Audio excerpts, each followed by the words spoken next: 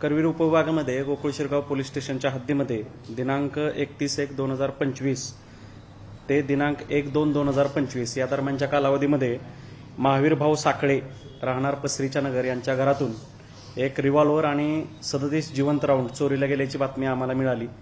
तदनंतर आम्ही 2/2/2025 पहाटे 1:26 गुन्हा दाखल केला। सदरचा गुन्हा दाखल केल्यानंतर त्यांनी सांगितलेल्या संशयावरून आम्ही त्या घरामध्ये काम करत असणारी मोलकरीण आणि तिचा मुलगा यांना चौकशीसाठी ताब्यात घेतलं। तदनंतर त्या मोलकरणी आणि मुलाची चौकशी केली असता मुलगानं त्या मोलकरणीच्या अल्पवयीन मुलानं ती रिव्हॉल्वर आणि ते जिवंत राऊंड चोरी केल्याचे कबूल केले। त्यानंतर आम्ही त्याला पुढील चौकशीमध्ये त्या जिवंत राऊंडच्या आणि रिव्हॉल्वरचं काय केलं याबद्दल विचारणा केली, तर त्यांनी ते जिवंत राऊंड मनेरमाळ्यातल्या भागामध्ये त्या रिव्हॉल्वरमधून फायर केल्याचे कबूल केले।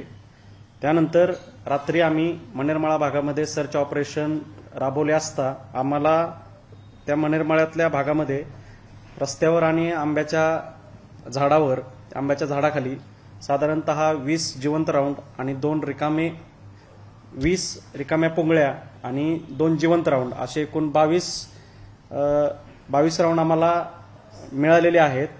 उर्वरित जे आहेत त्याबद्दल आम्ही त्या मोलकरणीकडे आणि त्या अल्पवयीन मुलाकडे आणि त्याच्या सोबतीला असणारा त्याचा दुसरा अल्पवयीन मित्र अशा तिघांकडे आम्ही पुढील चौकशी करत आहोत। त्यानुसार तपासामध्ये पुढील कारवाई म्हणजे ते जिवंत राऊंड आणि ते रिव्हॉल्वर आम्ही फॉरेन्सिक विभागाकडे तपासाला देत आहे आणि तदनंतर निष्काळजीपणा जर ह्यात आढळून आला तर सदर रिव्हॉल्वर बाबत आम्ही ते रिव्हॉल्वरचं लायसन रद्द करण्याबाबत प्रस्ताव सादर करत आहे।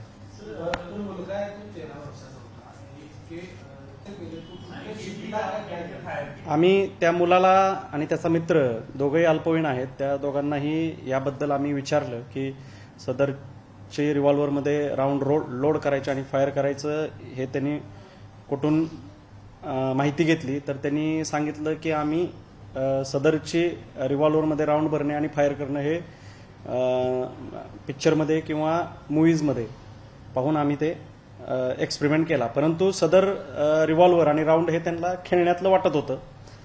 त्या अर्थानं त्यांनी ते खेळण्यातलंच आहे असं समजून राऊंड आणि रिव्हॉल्वरमधून फायर केलेले आहेत।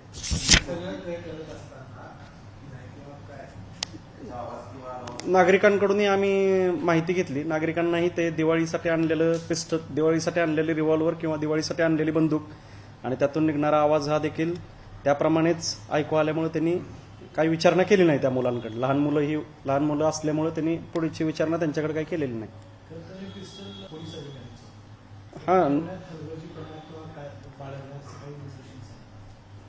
ते आता आम्ही तपासामध्ये निष्पन्न केलेलं आहे। ते पिस्टल हे व्यवस्थितरित्या लॉक करून त्यांनी घरामध्ये ठेवलेलं होतं, तर त्याच्यामध्ये निष्काळजीपणा जर आढळला तर त्याप्रमाणे आम्ही चौकशी करून तसा अहवाल आम्ही पुढे सादर करणार आहे।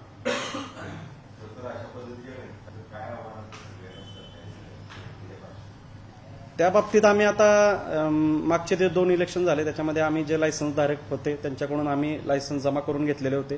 आमच्या विभागामार्फत त्यांना वारंवार सूचना दिलेल्या असतात की जे लायसन्स आपण काढलेलं आहे रिव्हॉल्वरचा असो, पिस्टलचा असो किंवा इतर वेपनचा असो, तर त्या लायसन्सची सर्वस्वी जबाबदारी ही त्यांची असते। आम्ही त्यांना वारंवार तशा सूचना देतो। या पद्धतीनं पुढे देखील आम्ही त्यांना अजून या पद्धतीनं सूचना देऊ। 37 राऊंड फायर केले। आता फायर कसं, आता ह्यातले काही 2 जिवंत पण सापडलेत ना, तर त्यांनी फायर केलेले नसतील ते असं वाटतंय। कोल्हापूरच्या उजायवाडीतील सेवानिवृत्त पोलीस अधिकाऱ्याच्या घरातून पिस्तूल आणि जिवंत राऊंड चोरल्यानंतर ते दोन्ही अल्पवयीन मुलं याच माळावर आलेत आणि या माळावर त्यांनी दिवसभर फायरिंग केलं। जणू काही फटाक्याची बंदूक आहे त्या पद्धतीने त्यांनी फायरिंग आहे ते केलं। जवळपास 37 राऊंड आहेत, जे पोलीस अधिकाऱ्यांनी माहिती दिली त्यानुसार 37 राऊंड आहेत ते त्यांनी फायर केले आणि हे जे आंब्याचं झाड दिसतं याच आंब्याच्या झाडावरती दिवसभर ती दोघं जण बसून होते। या ठिकाणी देखील त्यांनी अनेक फायरिंग केलेलं आपल्याला पाहायला मिळत आहे।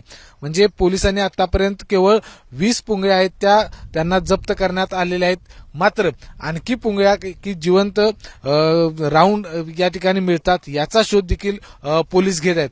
मात्र ज्यावेळी पोलिसांनी या 2 अल्पवयीन मुलांच्याकडे चौकशी केली, त्यांना विचारलं की हे तुम्ही राऊंड आहे ते फायर कसं केलं, त्यामध्ये ज्या राऊंड आहेत ते लोड कसं केलं, तर त्यांनी स्पष्टपणे सांगितलं की आम्ही हे मोबाईलवर युट्यूबवरती बघितलेलं आहे कशा पद्धतीनं त्यामध्ये राऊंड आहेत ते लोड केले जातात आणि तशाच पद्धतीनं अगदी हवेत या ठिकाणी गोळीबार आहे ते दिवसभर हे गोळीबार आहे ते करत होते. जवळपास 37 राऊंड पोलिसांनी जी माहिती दिली त्यानुसार 37 राऊंड आहे ते त्यांनी फायर केले आहेत.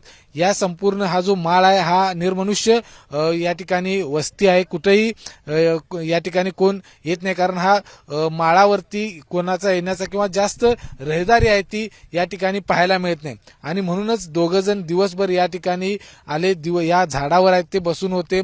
या सगळ्या माळावर त्यांनी फायरिंग केलेलं आहे, हवेत गोळीबार केलेला आहे.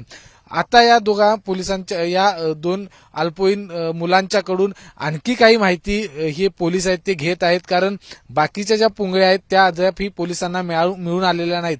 त्यामुळे त्यांनी ते राऊंड फायर केलेले आहेत, कुठं ठेवलेले आहेत किंवा कुणाला दिलेले आहेत याचा शोध आता कोल्हापूर पोलीस घेत आहेत. कॅमेरामॅन निलेश शेवाळेसह विजय केसरकर, एबीपी माझा, कोल्हापूर. एबीपी माझा, उघडा डोळे बघा नीट.